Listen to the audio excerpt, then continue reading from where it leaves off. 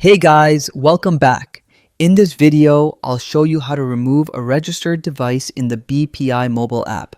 First, open the BPI Mobile App and log into your account. You can use biometrics or your password, whatever works best for you.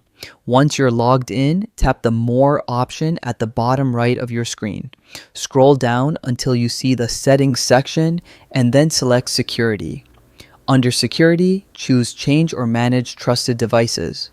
This will display all devices currently registered to your account.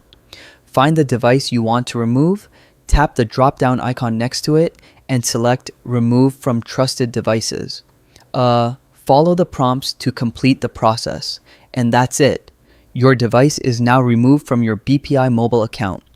If this tutorial helped you, hit the like button, subscribe, and check out our next videos for more quick tech tips.